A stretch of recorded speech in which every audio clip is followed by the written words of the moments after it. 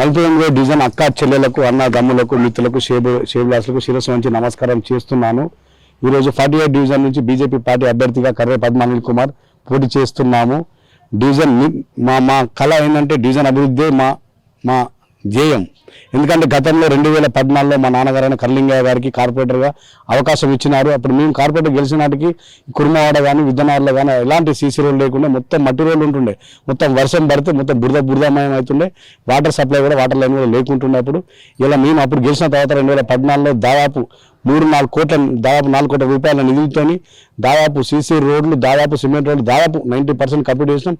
నల్ల pipe line కూడా దాదాపు గల్లీకి నల్ల పైప్ లైన్ వేసినాం. సిమెంట్ మన కరెంట్ పోల్స్ కానీ ట్రాన్స్ఫార్మర్ కానీ ప్రజలకు నిత్యం అందుబాటులో ఉంటూ మా నాన్నగారు కానీ నేను కానీ ఇప్పుడు ప్రజలకు అంటే పిలిస్తే పలికినాం.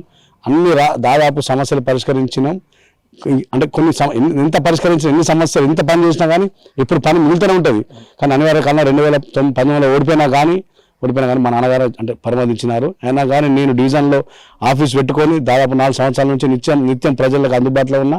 ఇప్పుడు అనిలాన్ని పిలిస్తే అంటే అనిలాన్ని ఫోన్ చేస్తే పిలిస్తే పలికిన నాతో అయిన కాడికి కళ్యాణ లక్ష్మి కానీ సీఎం రిలీఫ్ ఫండ్లు కానీ ఎలాంటి అంటే ఆఫీస్ వారు ఎంఆర్ ఆఫీసర్ సర్టిఫికేట్లు కానీ ఎలాంటి పని నాతో అయినా కానీ నిత్యం ప్రజలకు అందుబాటులో ఉంటూ పని చేసిన ఇలా ప్రజలు కూడా హర్షిస్తున్నారు. అనిల్ అయితేనే మనకు పని చేయగలుగుతాడు, పని చేస్తారు. ఎందుకంటే ఈ 5 సంవత్సరాల్లో 2019 నుంచి 2025 దాకా మేము ఎలా అయితే వాడని వదిలిపెట్టినామో అప్పటికి ఇప్పటికి సేమ్ అలాగనే ఉంది. ఎందుకంటే జనాలకు అర్థమైపోయింది, అరే వీళ్ళని కాకుండా వేరే వాళ్ళకి అవకాశం ఇస్తే ఇలాంటి అభివృద్ధి చేయలేదే, ప్రజలకు అందుబాటులో లేరు, అనిల్ అయితేనే బాగుంటుంది అనేది ప్రజలలో అంటే మనం ప్రజలకు పోతే బిడ్డ నువ్వు అయితేనే మంచిగా ఉంటుంది అనేది ప్రజలకు అనిపిస్తుంది. ప్లస్ భారతీయ జనతా పార్టీ ఇలా సంజయ్ అన్న ఆశీస్సులతో భారతీయ జనతా పార్టీ కూడా మమ్మల్ని గుర్తించి టికెట్ ఇచ్చింది.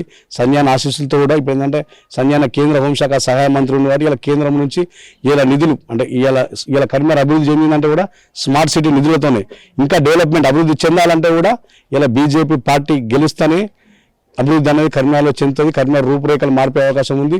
ప్రజలలో కూడా ఇలా బీజేపీ పార్టీ మేయర్ సీట్ కైవసం చేసుకుంటేనే కరీంనగర్ మనుగడ ఉంటుంది, మన అందరికి అభివృద్ధి సాధ్యమైతే అనేది ప్రజల సంకల్పం ఉన్నది.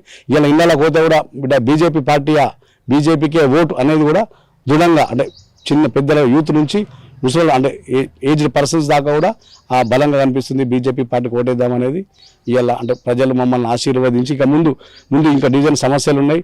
ముందు కూడా అంటే కొన్ని డ్రైనేజ్ వ్యవస్థ కానీ నల్ల పైప్ లైన్ కానీ ఇంకా కొన్ని ఎంత చేసినా పని తక్కువనే, ఎప్పటికీ పని ఉంటూనే ఉంటుంది. అంటే మా డివిజన్ ప్రజలు అవకాశం కల్పిస్తే ఈ డ్రైనేజ్ వ్యవస్థ, అండర్గ్రౌండ్ డ్రైనేజ్ వ్యవస్థ కానీ సీసీ రోడ్లు కానీ ఇంకా చాలా వరకు సీసీ రోడ్లు వేసేటివి ఉన్నాయి. ప్లస్ ఇంకొకటి మా డివిజన్లో పబ్లిక్ పార్క్ అనేది లేదు. అదొకటి పబ్లిక్ పార్క్ ఏ రకంగా అయినా కానీ సంజయ్ ఆశీస్సుతో సాధించాలనేది ఒక తపన 100% అంటే సంకల్పం బలంగా ఉంటే ఏదైనా సాధ్యమైతే అనేది మా కోరిక.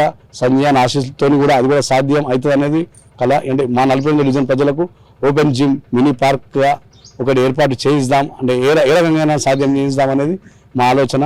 మా 48 డివిజన్ అక్క చెల్లి అన్నదమ్ములందరూ మమ్మల్ని ఆశీర్వదిస్తారని అనుకుంటున్నాము, కోరుకుంటున్నాము.